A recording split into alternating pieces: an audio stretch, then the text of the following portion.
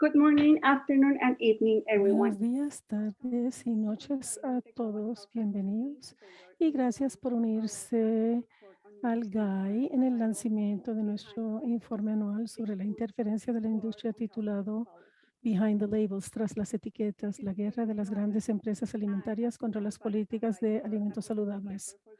Soy Lorena Ibarra, asesora principal de promoción en la incubadora de promoción de salud global y seré su moderadora hoy.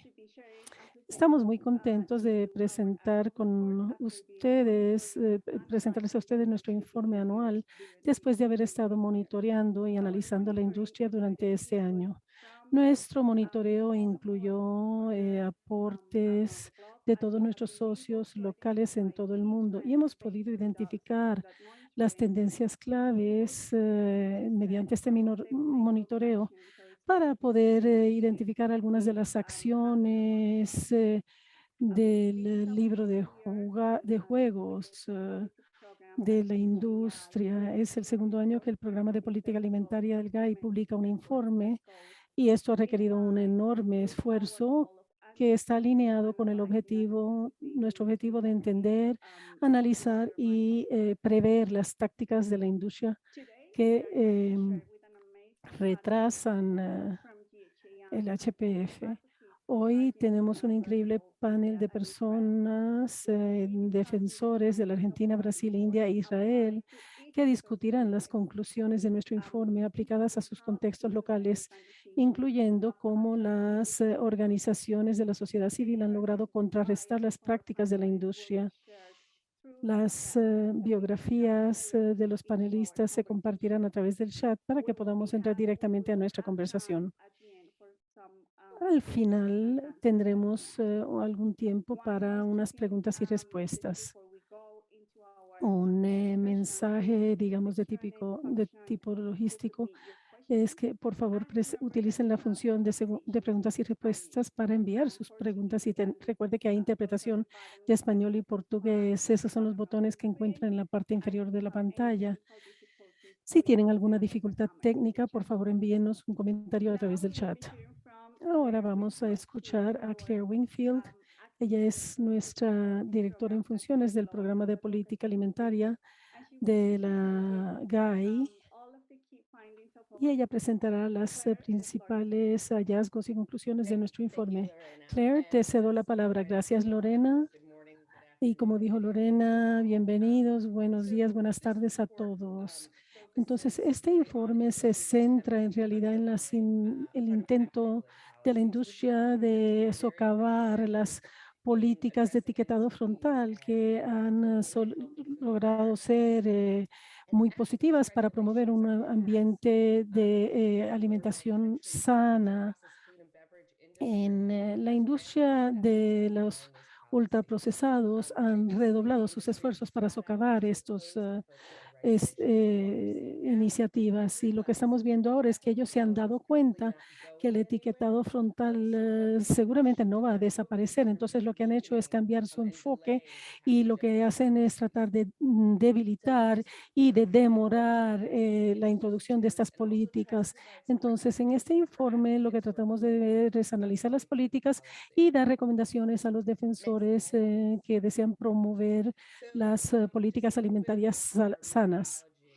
Algo sobre nuestra metodología. Entonces, este análisis cuantitativo, en él se resumen los hallazgos de las incubadoras, nuestro trabajo en la documentación de la interferencia de la industria, monitoreo de medios, escucha social y la recopilación de datos, como mencionó Lorena, de otros socios y personas con las que hemos estado trabajando en la academia.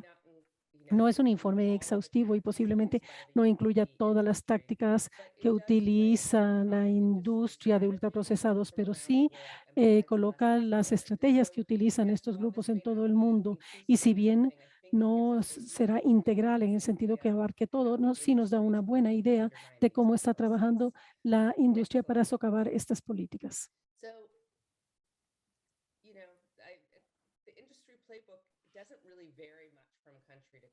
El, ha evolucionado el playbook de la industria y lo que están utilizando una estrategia para socavar políticas que ellos piensan potencialmente pueden ser nocivas para sus industrias y utilizan estrategias que los ayudan a legitimizar sus acciones. Y cuando hablo de acciones, hablo de cabildeo en contra de las políticas de alimentación sana y alegan cosas como usan argumentos de tipo comercial, dicen que será de detrimento para el comercio y tratan de crear confusión y desviar la atención para hacer menos notoria su mal actuar. Antes de que pasemos a hablar de las industrias, las estrategias, quiero hacer una encuesta. Entonces, hemos colocado estas 5 estrategias de lavado corporativo, argumentos que se centran en comportamiento individual, que ellos no se responsabilizan, el individuo no se responsabiliza y tratan de sembrar dudas en torno a las y, y- y de crear y de buscar estas lagunas y brechas. Y entonces, ¿cuál de estas estrategias son las más aplicables a su contexto, a su país? Les vamos a dar unos minutos para que ustedes nos digan.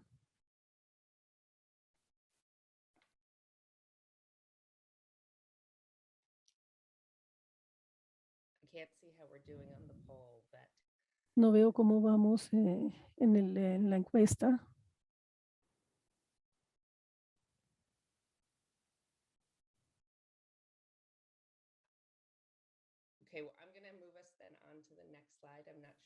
Bueno, vamos a pasar entonces a la próxima diapositiva.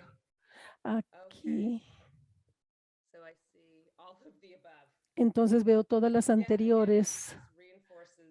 Claro, esto creo que refuerza que este es el libro de juegos coordinado y que están todos alineados entre sí. Empecemos a hablar sobre el lavado de marcas. Estas son técnicas que se corporativas como el donar productos ultraprocesados a los trabajadores de primera línea durante la pandemia.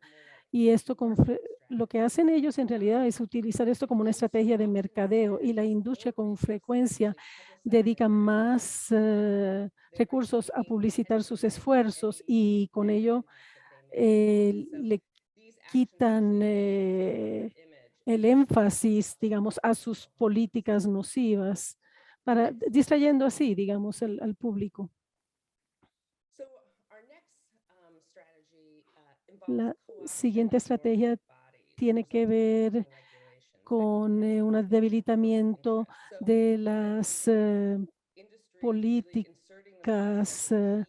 porque la industria se integra como quien apoya, tratan de demostrar una inquietud por los impactos económicos negativos y tratan de decir que ellos tienen un efecto positivo sobre la economía y sobre el comercio. Esto lo vimos recientemente en Argentina, en donde se pasó un proyecto de ley, se aprobó un proyecto de ley integral de política alimentaria que afectó los ambientes escolares, la política de alimentación sana en general. Y sobre esto vamos a hablar en la discusión del panel sobre esta situación. La siguiente es la falla de las corporaciones en el no querer reconocer y aceptar la responsabilidad del daño que produce la industria de ultraprocesados. Ellos se centran en los argumentos de libre elección y esto lo que hace es colocar la carga de las ENT sobre el individuo y ellos tratan de obviar toda responsabilidad corporativa. Esto lo vimos en Sudáfrica en una compañía multinacional en donde recientemente se comprometieron a crear un ambiente alimentario más sano, a la vez que siguen promoviendo sus bebidas azucaradas, a pesar del hecho que estos productos tienen un grave efecto sobre el aumento de la CNT y en la obesidad.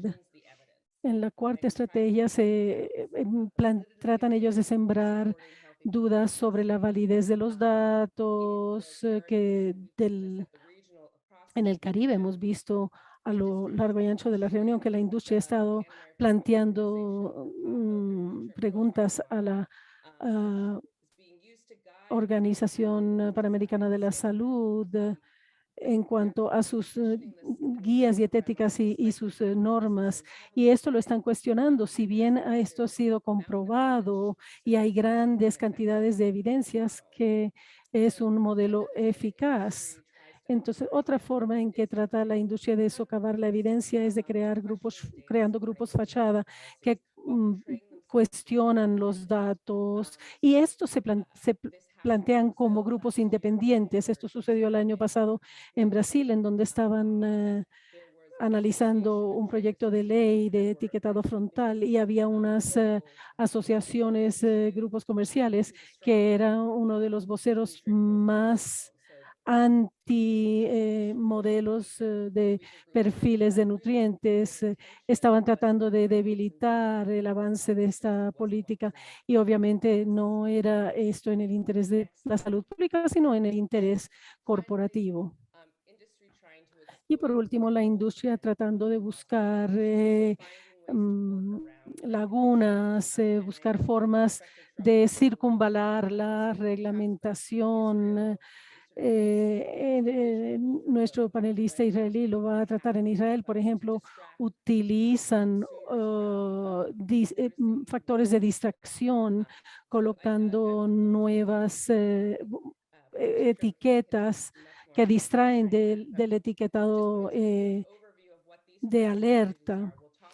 Le quería dar una introducción general sobre las 5 estrategias y vamos a hablar sobre las recomendaciones del informe más adelante. Por ahora voy a parar y le voy a pasar a Lorena el micrófono para seguir la conversación con nuestros panelistas para que podamos ahondar más en sus experiencias. Muchas gracias, Claire, por tu presentación y por compartir con todos nosotros los resultados y hallazgos del informe.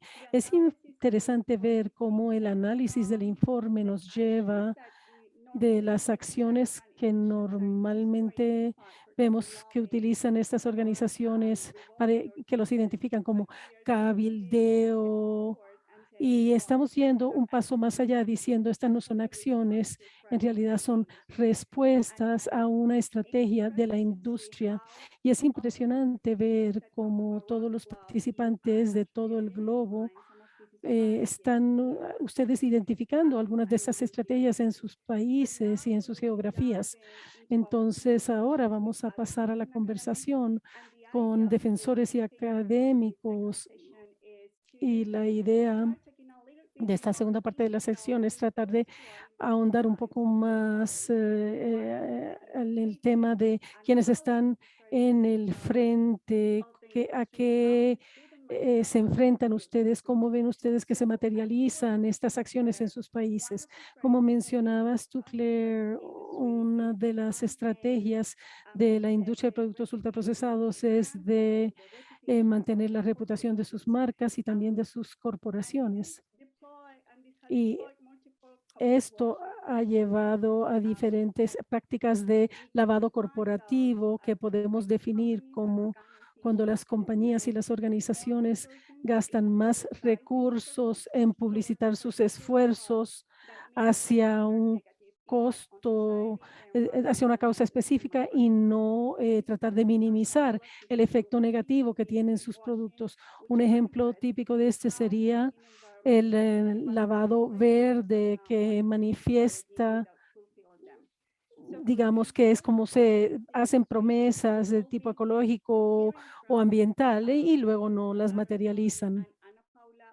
Ahora vamos a escuchar al profesor Aaron Troen y Ana Paola Bortoleto y quisiéramos escuchar de ustedes cómo la industria de productos ultraprocesados ha aprovechado las acciones de responsabilidad social empresarial para obtener un espacio privilegiado e influenciar el escenario de formulación de políticas en Brasil e Israel. Y además, ¿por qué creen ustedes que estas políticas son problemáticas para la salud pública? Profesor Troen. Le paso el micrófono. Muchas gracias. Gracias por incluirme en el evento del día de hoy.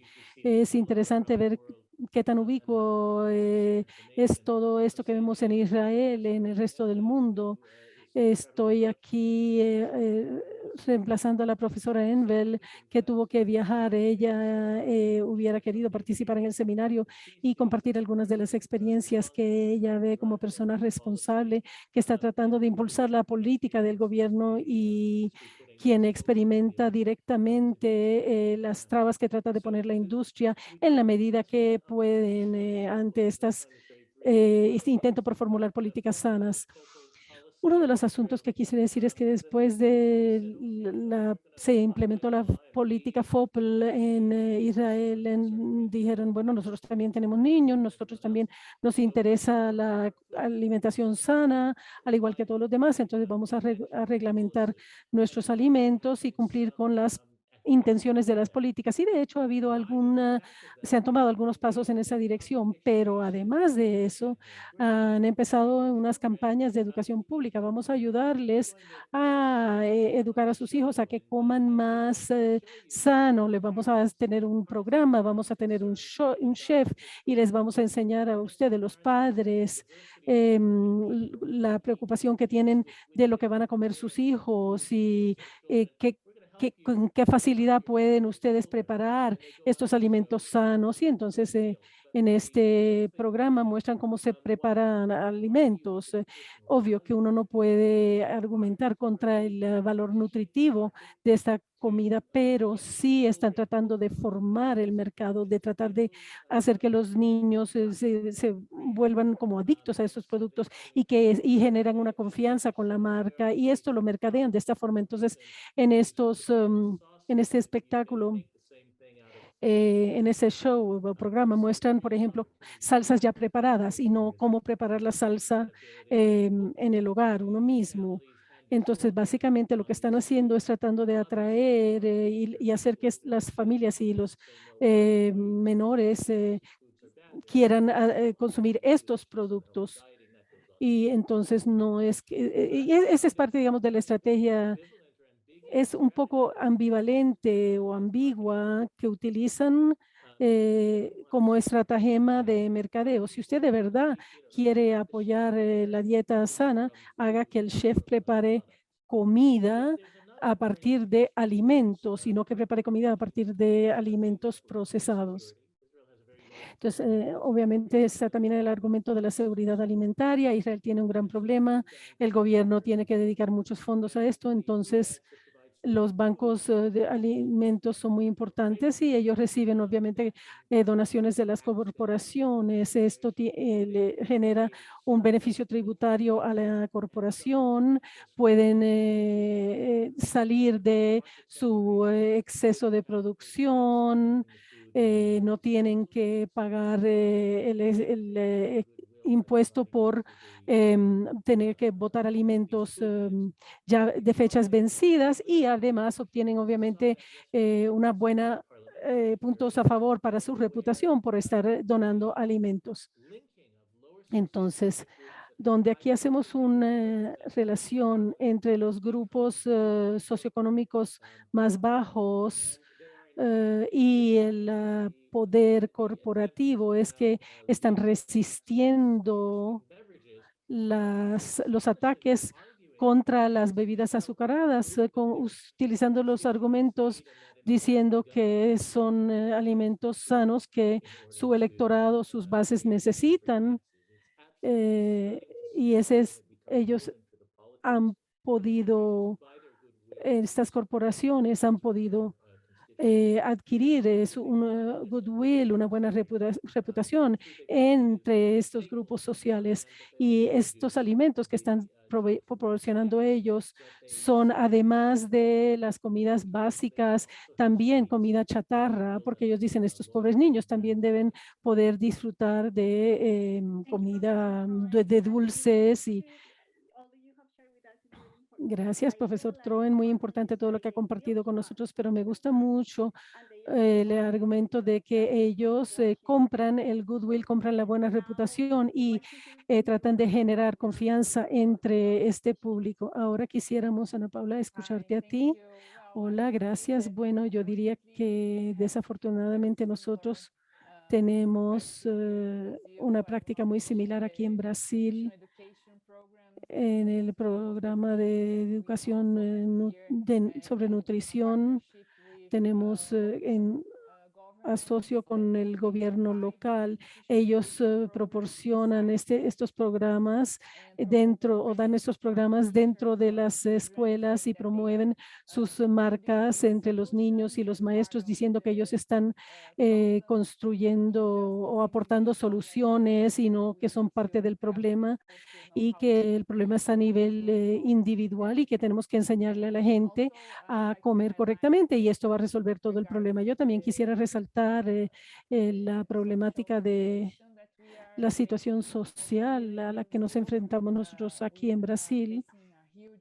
Nos encontramos ante un aumento vertiginoso de hambruna en el país y esto ha proporcionado una oportunidad para estas industrias para que puedan promover sus productos y están distribuyendo alimentos ultraprocesados a los trabajadores del sector salud en los hospitales, están donando, haciendo donaciones en todas partes, inclusive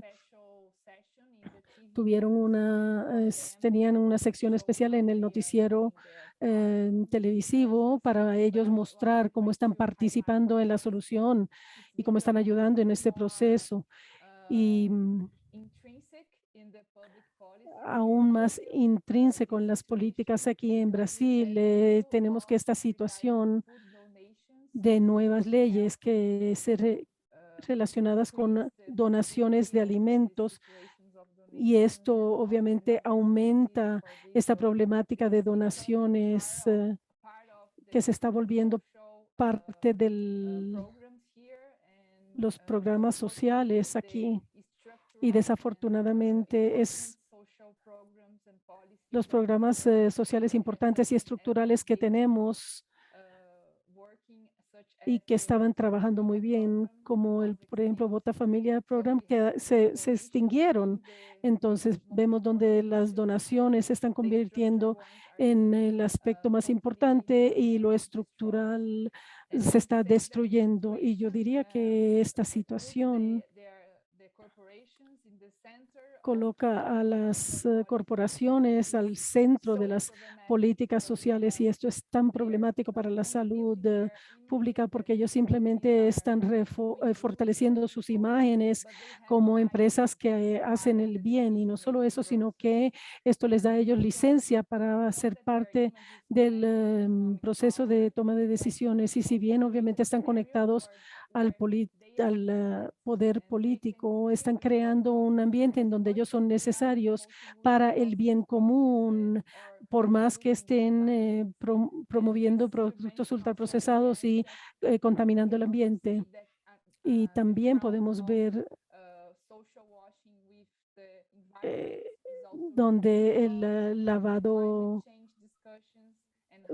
ambiental, social, usando el medio ambiente, las prácticas de lavado social y de lavado verde ecológico, está llevando a estas empresas a aumentar su reconocimiento social en este campo. Creo que hasta aquí mi respuesta. Gracias, Ana Paula, por este comentario tan interesante. Lo que compartes con nosotros complementa muy bien lo que dijo el profesor Troens, que no es solo el mercadeo que utilizan, el lavado de los nutrientes y el lavado social con una población objetivo de personas vulnerables. Entonces, ¿cómo me ubico yo como industria que lo está salvando a usted del hambre y de todos los problemas sociales que debería estar resolviendo su gobierno? Y entonces ellos logran cerrar esa brecha y ocupar el puesto de Salvador. Gracias, Ana Paula. Y ahora vamos a pasar a español. Entonces, para los que requieren interpretación al inglés, por favor, pasen a ese canal porque vamos a hablar Argentina about de Argentina sobre cómo la industria ha influenciado las políticas a través de organismos multilaterales en tu experiencia en Argentina. Entonces, Ignacio, Congreso Nacional de Argentina aprobó hace muy poco tiempo la Ley de Alimentación Saludable que incluye el etiquetado frontal de advertencia y además es el etiquetado más robusto que hasta el momento tenemos en el mundo.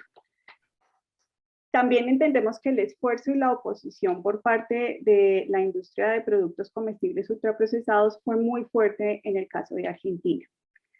Uno de los argumentos económicos legales que utilizó la industria en tu país para demorar esta medida y que probablemente seguirá siendo usada para frenar la implementación es el tema de la armonización en el bloque regional de Mercosur para proteger normas de comercio y relacionamientos o todos estos tratados de libre comercio y estas cosas. ¿Podrías explicarnos un poquito por qué este tipo de argumentos no sustentan jurídicamente, no se pueden sustentar jurídicamente, pero además amenazan los derechos de la población y la soberanía de los estados? Ignacio, los micrófonos son tuyos. Hola, ¿qué tal? Bueno, en principio muchísimas gracias por la invitación, un placer estar acá compartiendo un poco las experiencias de Argentina. Bueno, muy interesante la pregunta, es una estrategia muy habitual de la industria que justamente lo que busca es desviar la atención, llevar la discusión a un terreno técnico o darle prioridad a argumentos comerciales, cosa de no enfocarse en lo que realmente importa, que es básicamente impulsar una política de salud pública, de defensa de derechos humanos esenciales. El ejemplo clásico, o por lo menos que se escuchó muchas veces en Argentina mientras se discutió el proyecto de ley, tanto en senadores como en diputados, fue el tema de la armonización. Un argumento que también usó la industria en el país hermano, Uruguay, cuando ellos también avanzaron con su normativa de etiquetado. Lo que se plantea y se quiere poner de vuelta en el centro de la escena es las cuestiones de, bueno, hay un bloque comercial, hay determinadas normas, primero los países tienen que armonizar, llegar a una norma común para que después lo apliquen todos los países. Y lo que sucede muchas veces es que justamente es un mecanismo habitual para, como es una instancia que la verdad no hay mucha participaciones de las organizaciones de la sociedad civil, que somos las que impulsamos ese tipo de medidas en muchos casos, entonces se aprovecha y lo que en definitiva se oculta es que este argumento es totalmente falso. Si bien en el marco del Mercosur hay normas que regulan la temática de etiquetado frontal, es muy claro que los países no pierden la soberanía, las competencias para impulsar políticas públicas que protejan y que defiendan a la población. El ejemplo de etiquetado frontal es muy claro, cómo se busca a través de los sellos de advertencias, prohibición de publicidad, avanzar en la defensa de las y los argentinos en este caso. Eh, lo que se busca es, con el argumento de la armonización, es desviar la atención. Lo que tiene que quedar claro es que justamente cuando se impulsan medidas de este tipo, el foco de la atención está puesta en los argumentos de derechos humanos básicos, como son el derecho a la salud, a una alimentación saludable, y quizás a veces lo preocupante es porque a veces la industria en muchos países lleva adelante este tipo de argumentación. A veces lo preocupante es cuando funcionarios de los gobiernos sostienen este tipo de argumentación, desconociendo básicamente estas normas, estos acuerdos que, por ejemplo, se establecieron en el marco de Mercosur. Nosotros, bueno, las distintas organizaciones de la sociedad civil, un poco lo que recomendamos, porque esto no es un caso único el de Mercosur, hay otros bloques comerciales en otras regiones del mundo, es lo que recomendamos justamente es que se haga foco justamente en que esta temática de etiquetado frontal es una política de salud pública que busca garantizar derechos humanos básicos. Por eso es que sostenemos y un poco la experiencia acompaña, es que un argumento comercial, un obstáculo técnico al comercio no puede prevalecer sobre un argumento de salud pública. Un poco lo que vimos es que un reglamento técnico, una norma, no puede prevalecer más que una constitución nacional, como tiene cada uno de los países, los compromisos que cada país tiene con tratados internacionales, los derechos humanos. Entonces, el derecho humano a la vida básicamente es un valor jurídico superior al resto de los derechos. Por eso es que consideramos que esto se vio de manera patente, por ejemplo, en muchos fallos internacionales dentro del CIADI o de la Organización Mundial del Comercio, donde justamente ante una disputa donde se planteaba un argumento comercial, el derecho a la vida, el derecho a la salud prevaleció siempre sobre el resto de los derechos. Por eso, básicamente es un poco lo que decían en anteriores presentaciones, ¿no? Cómo desviar la atención, cómo sacar de foco el eje principal que en definitiva es la salud pública. Muchísimas gracias, Ignacio, por compartir esta información con nosotros. Lo más importante de lo que tú nos traes acá es la importancia de que estemos alertas sobre las falsas tensiones que la industria quiere crear entre un marco de protección de derechos humanos, salud y bienestar y el marco de comercio y todo el componente económico. Entonces, hay una falsa tensión allí que es súper importante que organizaciones de sociedad civil y quienes hacemos incidencia en estos temas, pues no nos dejemos confundir y mucho menos nos quedemos en esas discusiones que, como tú nos acabas de explicar, pues no tienen un fondo real. Muchísimas gracias, Ignacio. Now I will be switching to English. So we will be hearing now from... Ahora voy a pasar al inglés y vamos a escuchar al doctor Arun Gupta. Con él vamos a hablar sobre la estrategia que hablamos con Ignacio de cómo la industria está influenciando las políticas reglamentarias y cómo sus esfuerzos se centran en desviar la atención de lo que sería su responsabilidad y tratan no sobre en cuanto a la soberanía, sino en cuanto a los derechos humanos y el derecho a una buena nutrición, y sino que ellos todo lo tratan de voltear sobre la responsabilidad individual. Entonces, doctor Gupta, nosotros sabemos que en India se han hecho muchos esfuerzos por diseñar una política de OFPL para proteger al consumidor, teniendo en cuenta los nutrientes de preocupación contenidos en los ultraprocesados, pero en su país han estado tratando de diluir estas normas. Por ejemplo,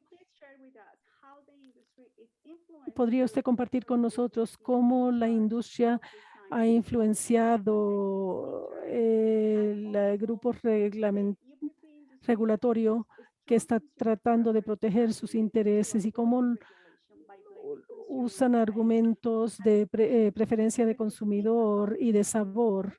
¿Podría hablarnos un poquito más sobre ello, doctor Gupta? Muchas gracias. Gracias por permitirme participar como panelista en la discusión de este aspecto clave de la salud pública. Y solo para comenzar, Aaron y Ana Paula compartieron como durante la pandemia muchas de las empresas obviamente hicieron esfuerzos por brillar con sus donaciones.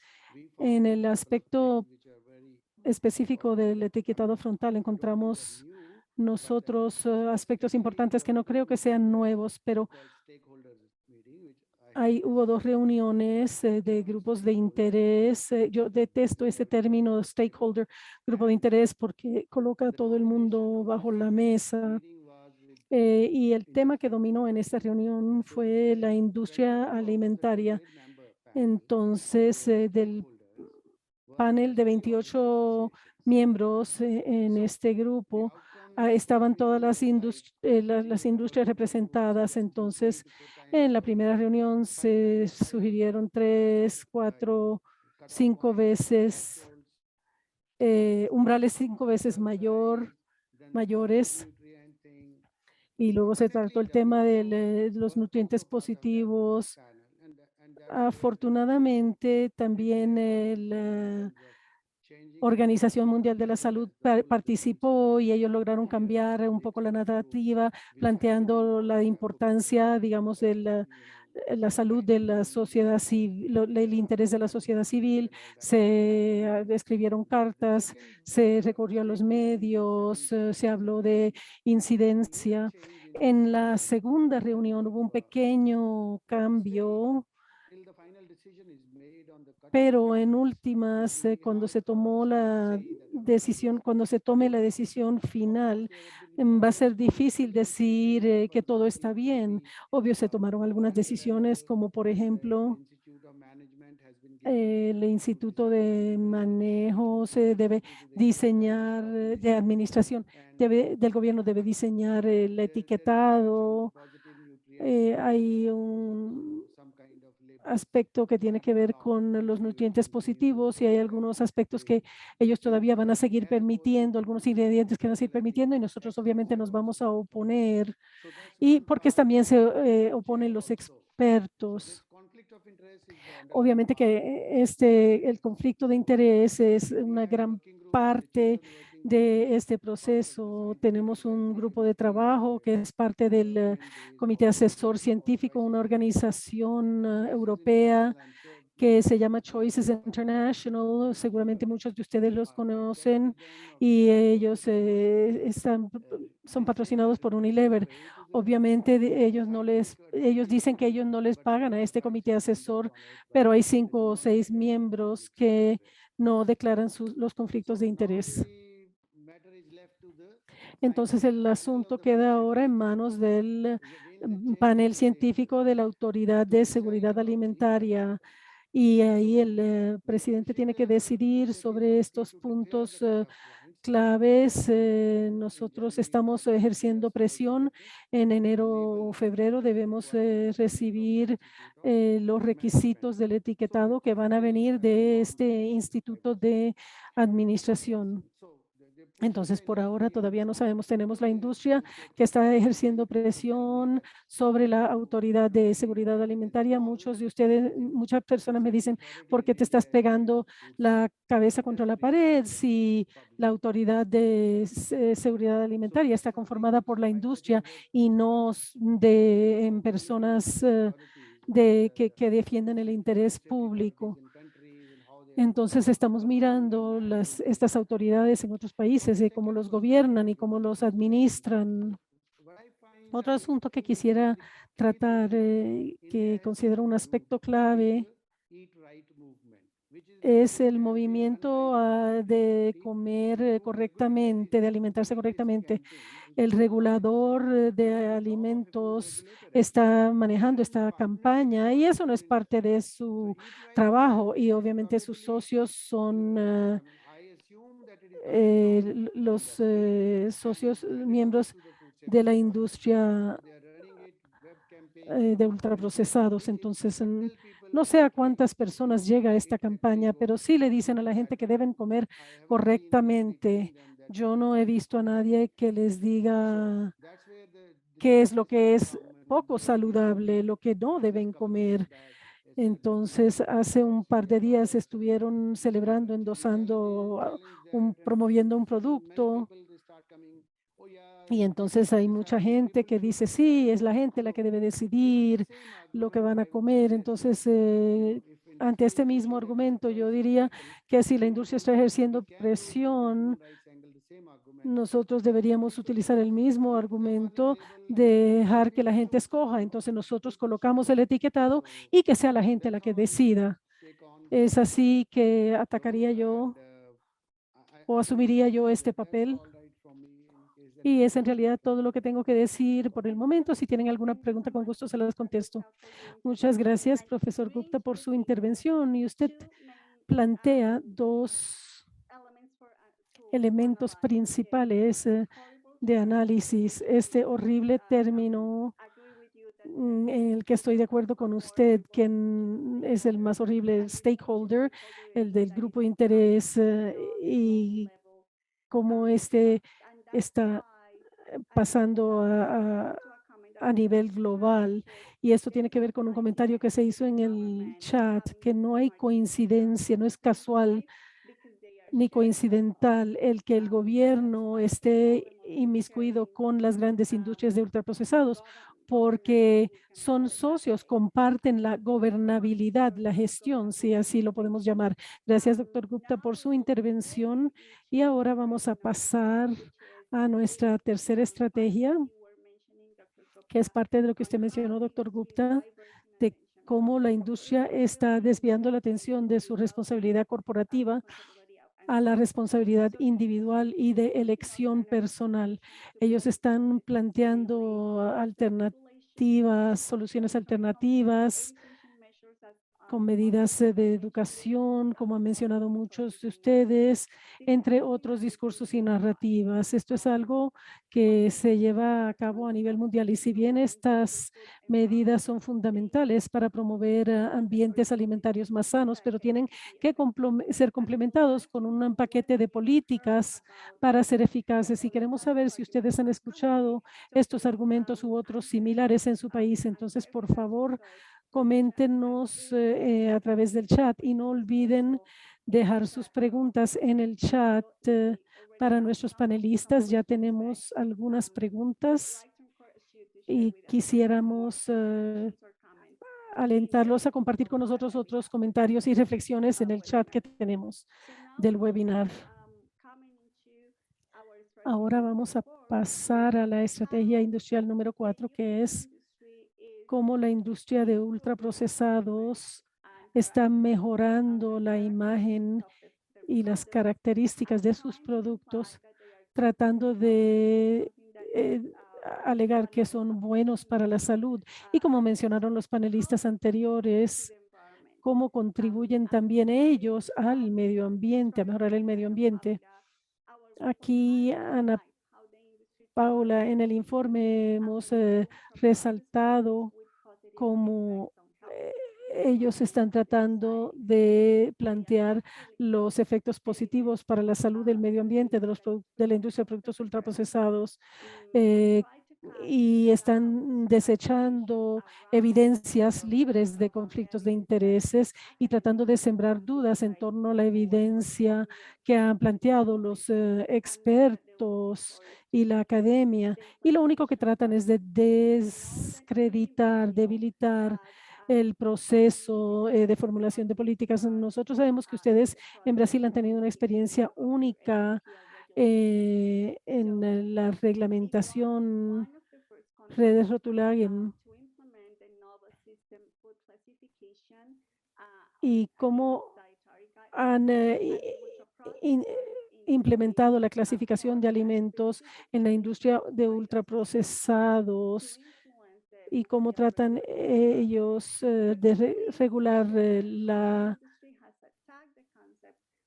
el proceso de formulación de políticos. Cómo la industria ha atacado el concepto de productos ultraprocesados en Brasil y cómo la coalición de industria de Rotulagen ha influenciado el proceso de formulación de política. Gracias, Lorena.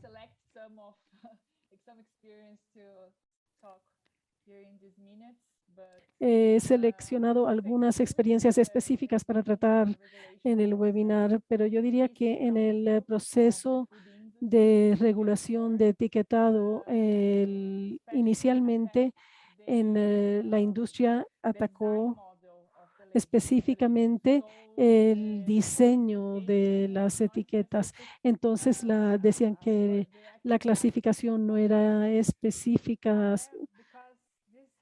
para llamar un ataque directo de ellos. Y esto fue ayudado por eso que la entidad reguladora en Brasil nunca consideró la clasificación NOVA para el proceso regulatorio. Ellos argumentaron que no era suficientemente específica para este objetivo. Entonces fue para nosotros un problema desde el principio el poder introducir la clasificación NOVA y el modelo de perfil nutritivo de la OPS. También cuando hablamos sobre los objetivos regulatorios del etiquetado de nutrición, de nutrientes, se planteó la idea de que debía estar alineado con las pautas dietéticas que teníamos en Brasil y que esta conexión tratamos de establecerla, pero nuevamente los críticos alegaban que las pautas o estas directrices dietéticas no eran suficientemente específicas y también dijeron que estas pautas no estaban basadas en evidencia y que no existe la comida buena o la comida mala, que toda la comida puede ser sana si es parte de una dieta equilibrada, balanceada. Entonces, ellos alegan que la obesidad y las ENTs tienen múltiples causas, que no hay una solución única, que ellos han estado trabajando en la reducción de porciones, no atacaron en la clasificación NOVA específicamente, pero defendieron sus argumentos basándolos en otros aspectos de salud. Sin embargo, es importante mencionar que en el 2019 ellos sí atacaron directamente las pautas dietéticas con documentos técnicos presentados por el ministro de Agricultura aquí en Brasil, en los que se decía que el ministro de Salud debía considerar una revisión o modificación de las pautas dietéticas porque era una de las peores del planeta, que los argumentos contra los alimentos ultraprocesados no eran nocivos y que no había evidencia que fundamentara su nocividad. Esto obviamente fue todo redactado por la industria. Esto fue endosado por miembros del sector agrícola y este ataque llevó a una crítica por parte del público y el ministro de Salud entonces no ha hecho nada hasta la fecha, pero el año pasado nuestro escenario político fue extremadamente difícil, complejo, y las críticas de las pautas dietéticas no afectaron mucho ese momento, pero yo diría que la influencia directa de la industria en los últimos pasos del proceso de esta formulación de política fue lo que más influenció la decisión. Claramente, la entidad quería que se formulara una política y la autora del documento quería publicar algo en ese momento, entonces aceptó un compromiso y dejó que se publicara la norma. Nosotros hemos seguido en conversaciones con ellos y siempre han dicho Va a ser lo mismo que se presentó en la consulta pública, pero no lo fue claramente. Y el momento político, diría yo, fue crítico para que se tomara la decisión. Y los críticos, la crítica de la clasificación nova persiste, y diría yo que por ahora únicamente se centra, es el único punto en el que se centra el ministro de Agricultura. Gracias, Ana Paula, por compartir esta experiencia y por resaltar también cómo la industria sigue defendiendo el producto y donde hay un sistema de clasificación tan robusto, tan sencillo como el NOVA para la clasificación de alimentos, y cómo es importante que se fortalezca y que hace la industria. Entonces crean esta confusión, como se mencionó. O sea, ustedes tienen dietas saludables y tienen la opción de escoger una dieta saludable. Bueno, sí, obvio que tenemos esa opción, pero si usted nos diera toda la información para poder basar nuestra decisión. Es interesante ver cómo la industria vende sus argumentos a nivel local con, con tanta fuerza. Y ahora pasamos a nuestra pregunta sobre las estrategias industriales, la número 5. ¿Cómo buscan ellos lagunas en la reglamentación para seguir promoviendo sus productos ultraprocesados? Para volver a Aarón, el profesor Troen, sabemos que Israel implantó una reglamentación que tenía en cuenta los alimentos altos en nutrientes preocupantes, y Israel estableció umbrales para alimentos y que la industria seguía promoviendo sus productos ultraprocesados por encima de los alimentos verdaderos. ¿Nos puede decir ustedes cómo ha intentado la industria en Israel socavar la eficacia del etiquetado frontal, creando una sobrecarga visual o utilizando indebidamente las etiquetas positivas? Gracias. En primer lugar, quisiera decir que estamos al comienzo de poder entender lo que está sucediendo. Hemos visto desde que se implantó la política. De hecho, esto sucedió 2 años más tarde de lo que había dicho el gobierno, de la fecha que había dado para la implantación. Entonces, el nuevo empaque salió en el 2020 y la última implementación en el 2021. Estamos a comienzos del proceso de tratar de esclarecer qué es lo que estamos viendo en este empaque. La política es única en su género, en el sentido de que tenían no solo la etiqueta de azúcar, sodio y grasa, sino también había una etiqueta verde que promovía la alimentación sana, y esta definición de alimentación sana se definió muy estrictamente, que tenía que no contener o contener una mínima cantidad de productos ultraprocesados. Está muy restringido a comidas no industrializadas, o sea, frutas y verduras frescas, etcétera. Pero para llevar a este sello, obtener este sello de aprobación, que es un medallón verde muy claro, ellos han permitido, sin embargo, que lo secuestren, y estamos encontrando etiquetas que imitan este símbolo verde. Entonces ahora mis hijos tienen como hobby, van al supermercado y buscan estas etiquetas. Nosotros tenemos una colección de más de 100 etiquetas de estas falsificadas, digamos. Entonces uno ve que cerca de las etiquetas rojas colocan esta verde en donde alegan ciertas propiedades nutritivas o alimentarias. Entonces ponen, por ejemplo, todo azúcar natural o el azúcar de ese producto proviene solo de frutas. Eso está junto a la etiqueta de alto contenido de azúcar.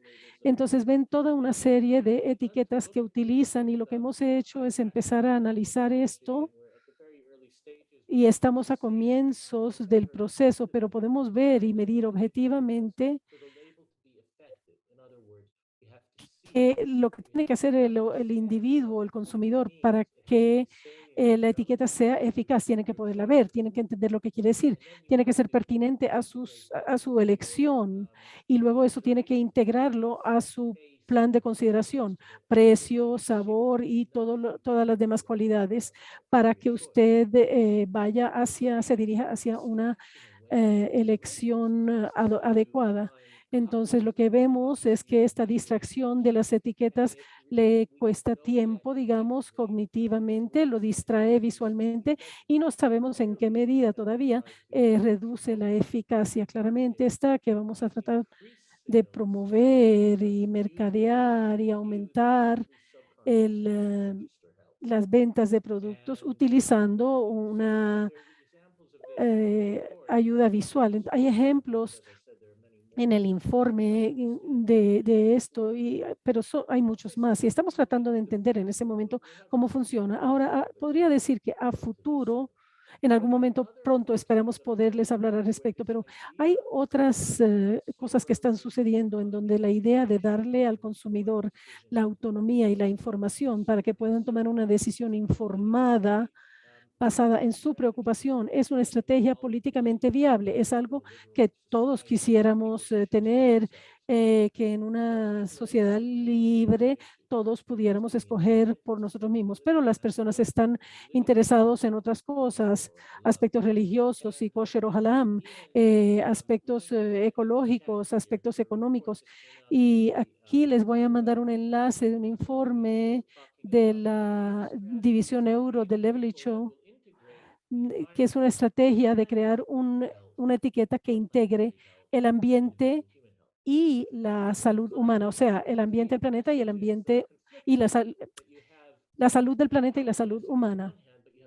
Porque si se tiene por una parte una etiqueta de salud humana y una etiqueta de salud ambiental, crea un conflicto para las personas y les dificulta la selección que tienen que hacer. Entonces, lo que estamos tratando de decir es que estamos viendo que mientras más se coloque en el frente del paquete, peor nos va. Entonces, en aras de abogar por el consumidor y lograr y justificar las inquietudes muy justificadas, los grupos de consumidores, grupos civiles deberían crear condiciones que socaven en los mecanismos básicos de cómo deberían funcionar el etiquetado frontal.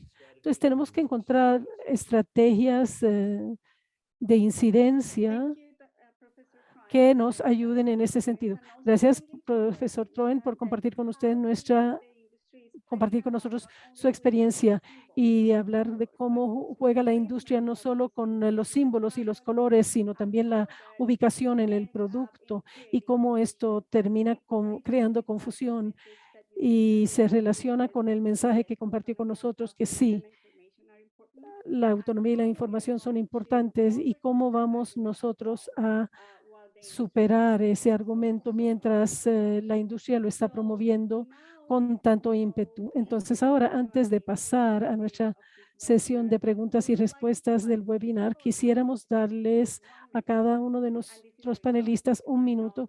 Y esto obviamente es un verdadero desafío porque sé que las ideas, tener que resumir las ideas de la conclusión es a veces algo difícil, pero le voy a dar a cada uno de ustedes un minuto para que compartan con nosotros las lecciones aprendidas de los procesos de defensa de incidencia del FOPL, del etiquetado frontal, para oponerse a la industria y también llegar a ese punto innovador en nuestra lucha para que la gente se alimente mejor, que se alimente con comida verdadera y deje de lado los alimentos ultraprocesados. Entonces vamos a comenzar con el doctor Gupta. Tiene 1 minuto. Bueno, yo diría que resaltar los conflictos de interés de los ENT es un área en donde los medios y los gobiernos tienen que escucharnos. Y en segundo lugar diría que si integramos nuestro trabajo en el monitoreo y el mercadeo, eso podría ser un área que claramente es muy específica, pero creo que incluso si se tiene un buen etiquetado frontal, si el mercadeo agresivo continúa, va a ser muy difícil avanzar en este campo. Entonces hemos empezado a hacer análisis de tácticas de mercadeo, mirar el mercadeo emocional, las pretensiones que tienen de estar presentando productos con buenas cualidades nutritivas. Y yo creo que esto es uno de los aspectos claves. Ana Paula, ahora pasamos a ti. Estoy de acuerdo con el doctor Gupta. Hay que documentar y exponer los conflictos de interés en la medida de lo posible durante el proceso para que su imagen y su influencia política quede a la vista y poner atención a los cambios gubernamentales de alto nivel durante el proceso y aprovechar las coaliciones de la sociedad civil que pueden ser suficientemente fuertes como para influenciar diferentes espectros políticos. Gracias, Ana Paula. Y ahora, profesor Troen. Bueno, yo diría que cooperar, colaborar, compartir información, trabajar con las organizaciones de la sociedad civil a lo largo y ancho, es donde nosotros hemos podido demostrar que el público está interesado, le importan sus derechos y exige políticas, y esto requiere colaboración estrecha con los funcionarios de gobierno, y este ha sido una de nuestras herramientas más importantes. Otra es utilizar tácticas políticas contra ellos. Si ellos pueden crear una alineación entre los intereses de su electorado, su grupo base y los productos ultraprocesados, nosotros también podemos crear una alineación entre este electorado, estas bases, la sociedad y sus necesidades alimentarias y su salud. Entonces nosotros debemos hacer que sea del interés de los políticos el apoyar estas políticas y no el combatirlas. Gracias. Ahora vamos a pasar a español, a escuchar a Ignacio por 1 minuto. Entonces, por favor, pasen al canal de inglés quienes lo requieren. Les doy 2 segundos de mi minuto para que pasen al español. Bueno, yo creo que justamente estar atento a todas estas estrategias, ya de alguna manera conocerlas de antemano, fue fundamental para poder trabajar de manera como articulada con las distintas organizaciones de la sociedad civil, academia, organismos internacionales, como para responder rápidamente, porque fue un trabajo muy, muy arduo, una gimnasia de escuchar determinados referentes sosteniendo estos argumentos, y que a las pocas horas o días había una comunicación, una gacetilla, alguna denuncia respecto a los conflictos de intereses que tenían muchos de estos personajes que estaban en contra de la ley. Entonces, en ese sentido, tener esa gimnasia, estar preparado, sabiendo cuáles son los argumentos que se van a usar y trabajar de manera en coalición con organizaciones de la sociedad civil, creo que fue fundamental en el caso argentino. Muchas gracias, Ignacio, por compartir esto con nosotros. Now, your minute, Claire. Ahora su minuto. You're muted.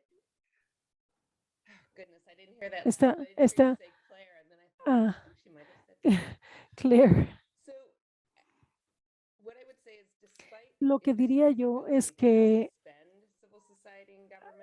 a pesar de la capacidad de la industria de gastar más que los gobiernos y la sociedad civil han tenido éxito en su lucha contra ellos, en la defensa del interés público. Y quiero enfatizar, cuando hablo de defensores, incluyo el gobierno, también deben exigir la transparencia en la formulación de políticas, tienen que concientizar a la gente sobre el daño de los productos ultraprocesados y tienen que hacer rendir cuentas a la industria. En últimas, la política alimentaria tiene que basarse en los intereses del público y no de la industria. Bueno, ahora podemos pasar a la sesión de preguntas y respuestas. Tenemos unas preguntas muy interesantes, entonces voy a comenzar con la de Sofía Monsalve. En su experiencia, y esto fue durante tu presentación, Ana Paula, ¿cuál es la mejor forma de responder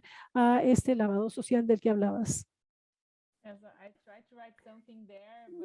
Yo traté de escribir algo ahí, pero es difícil decir cuál es la mejor forma porque nos encontramos en un escenario político muy complejo en este momento. Yo diría que hay que incrementar la diseminación, divulgación de experiencias positivas de agricultores familiares que promueven dietas sostenibles y saludables para luchar contra el hambre y exponer en la medida de lo posible cómo las actividades de estas corporaciones se contradicen. Ellos están compartiendo comida que también está promoviendo más enfermedades. Entonces, ¿por qué necesitamos eso en lugar de estructurar y construir sistemas alimentarios más fuertes que puedan fomentar una buena dieta?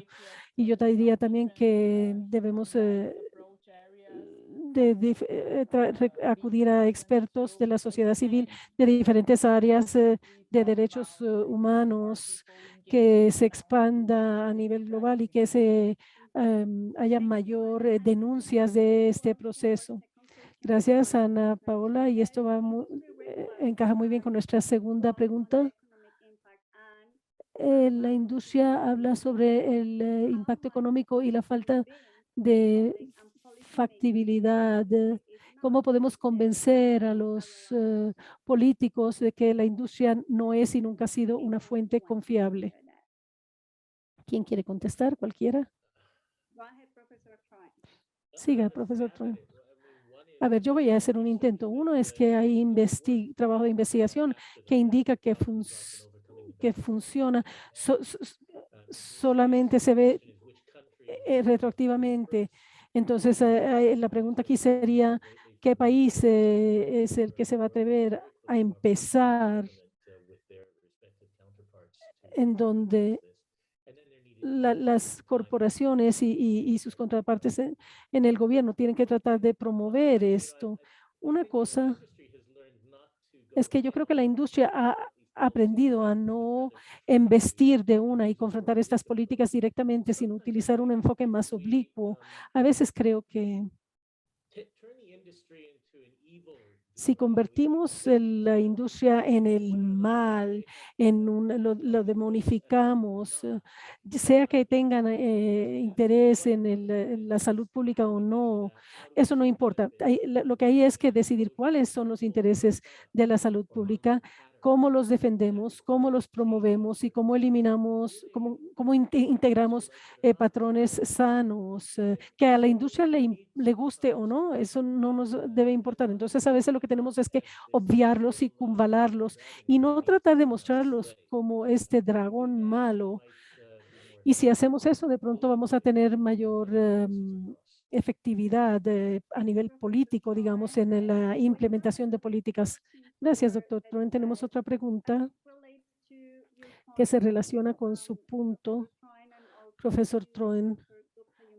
Y usted, doctor Gupta, que mencionó algo sobre esto. ¿Cómo se puede cruzar los datos para saber si hay fondos industriales en la investigación, el trabajo de investigación, ya sea de la academia. Obviamente, uno de los grandes desafíos es que nos falta financiación para la investigación y los únicos aportes parecen estar proveniendo de la industria de ultraprocesados. Entonces, quisiera escuchar de quién, el doctor Gupta y después el doctor Troen.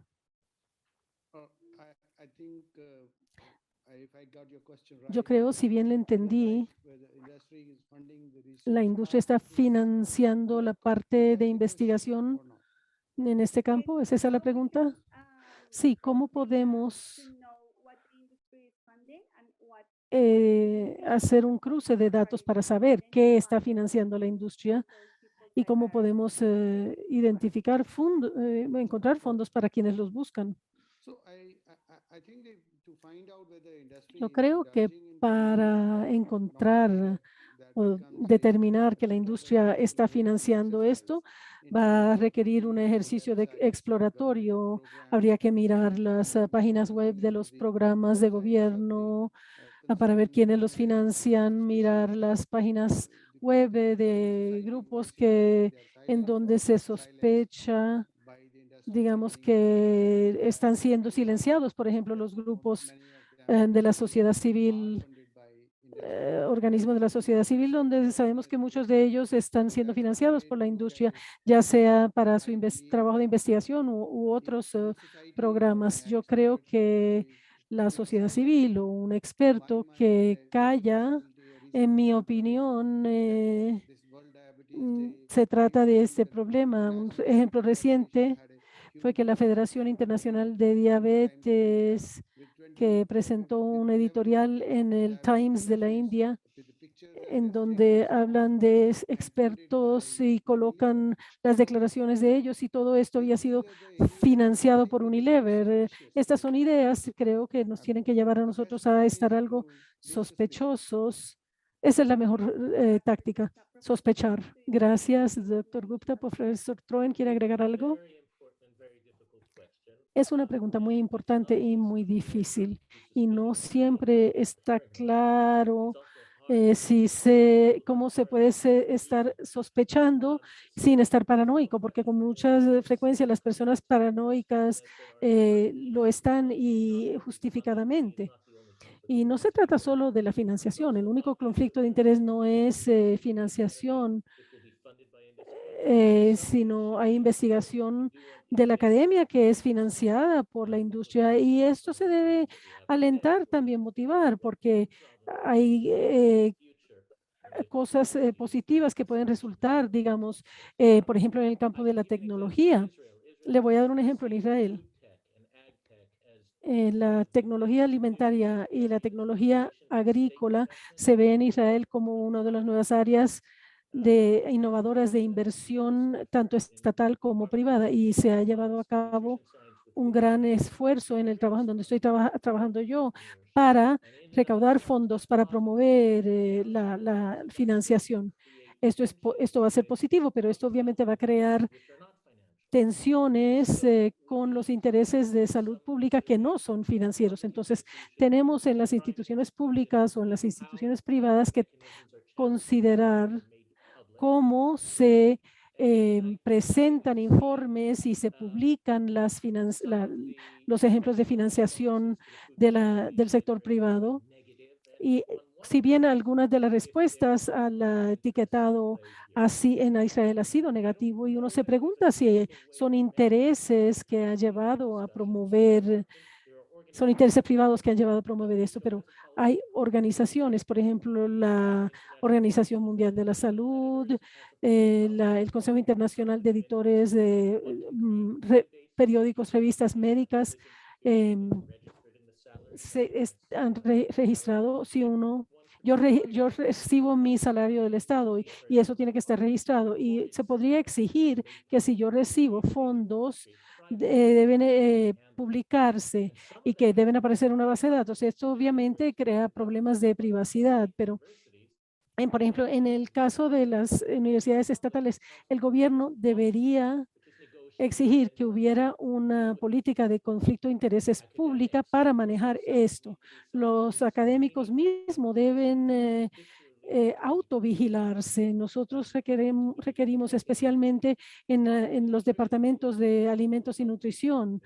Muchas veces nosotros somos separados, apartes y distintos de los de salud pública. Son dos facultades diferentes. Entonces son diferentes culturas, diferentes comunidades del mundo científico y todos tienen diferentes formas de ejercer esta vigilancia y autovigilancia. Pero pienso que la presión tiene que venir de fuera para que las personas que tienen intereses múltiples, incluso en la academia, puedan aprovechar ayuda externa para resolver estas tensiones de partes que no están interesadas específicamente en recibir los fondos para apuntalar su agenda. Gracias, profesor Troen. Sé que nos hemos pasado un poquito de tiempo, pero quisiéramos contestar 3 preguntas más, si pudieran quedarse un poquito más.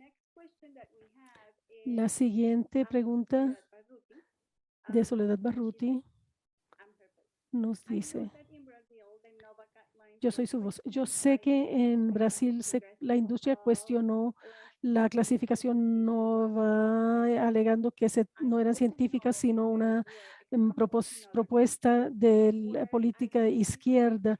Y me pregunto si hay otros países en los que se utilizaron argumentos de tipo ideológico contra, digamos, las políticas que se estaban tratando de implantar en pro de la salud pública. Entonces, si hay lugares en donde están alegando que son más argumentos políticos que científicos. ¿Algunas experiencias similares?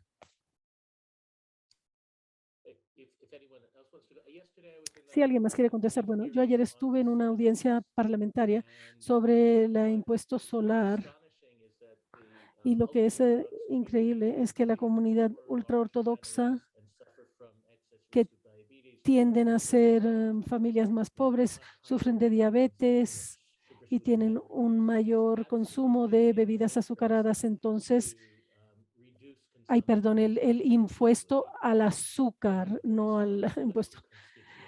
Y ellos tienen un electorado muy fuerte en el gobierno. Entonces, la industria claramente, inteligentemente ha dicho, al tributar la soda, están ustedes afectando a los pobres, a los ultraortodoxos, y les van a quitar el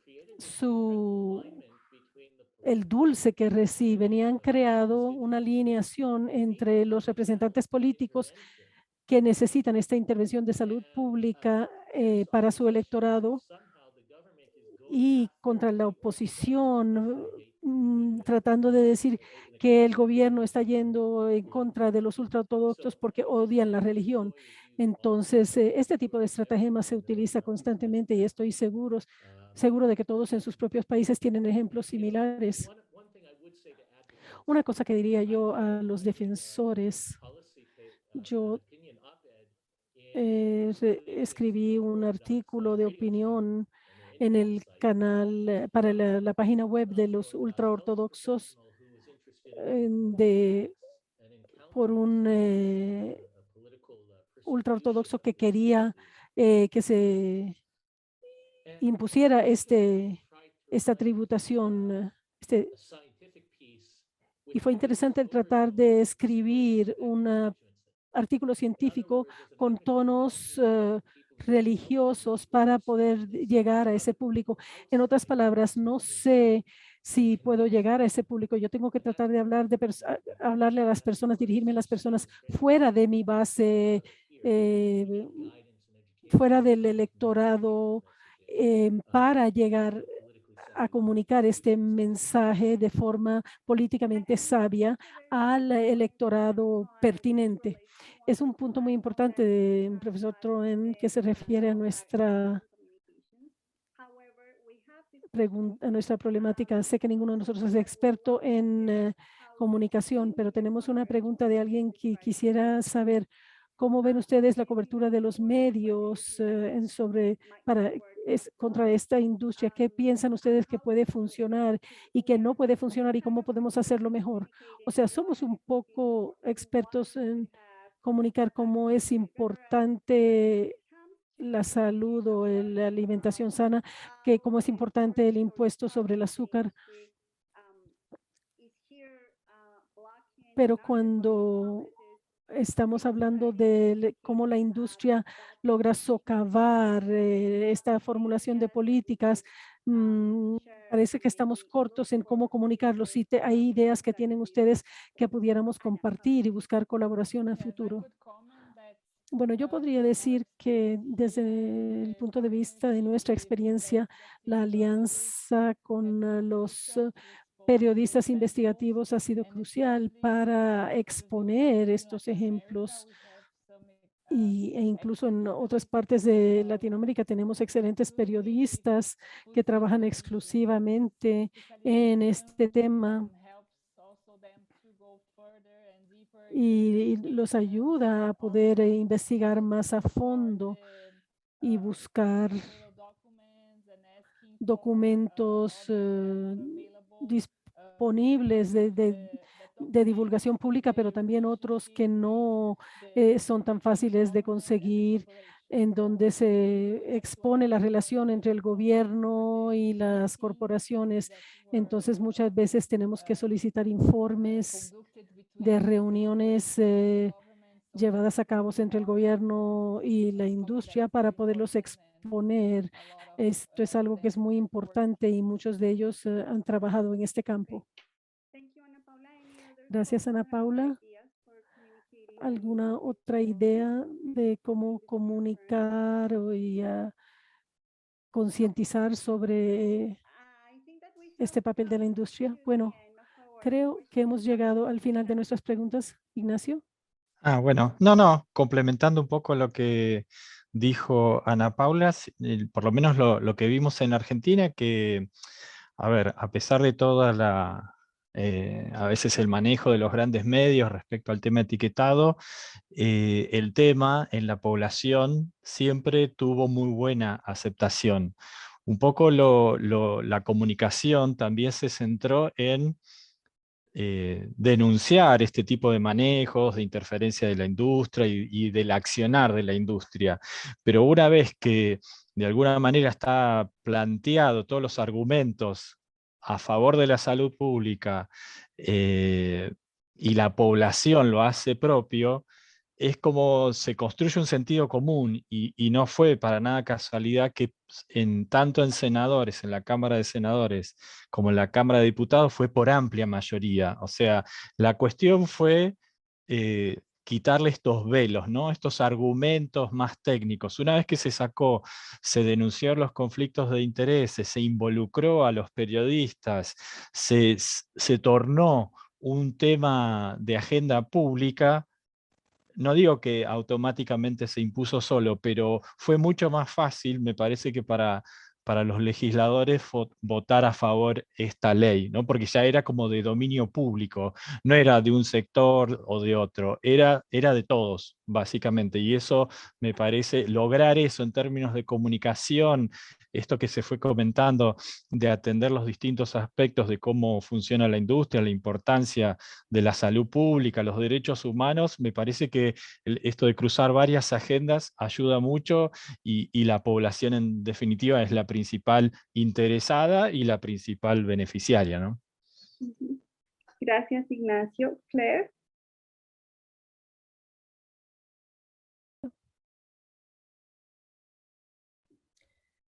Lorena, I have just a quick note. Lorena, tengo algo rápido que agregar. Creo que Ignacio plantea algo bien importante del que nos alejemos del lenguaje técnico y decir cómo me afecta a mí en el día a día. Y creo también que se trata de la diversificación de las voces. O sea, no podemos tener siempre los mismos periódicos y los mismos periodistas que abarquen, que traten este tema. Tenemos que ir a los noticieros, a las diferentes plataformas, a los periódicos semanales y llegar a los diferentes públicos para que entiendan cómo a ellos, a cada uno de ellos les importa. Gracias, Claire, y gracias a todos los panelistas por estar aquí con nosotros el día de hoy, por servir de apoyo para la generación de este informe, y gracias a todos los participantes que se vincularon a nosotros en el lanzamiento del informe, y vayan a la página web del GAI, lean el informe, descárguenlo, y si desean información adicional sobre o nos quieren hacer llegar información adicional sobre la interferencia en la industria, háganosla llegar para poderla incluir en nuestro informe. Gracias a todos y feliz resto de la semana. Feliz día. Hasta luego. Gracias.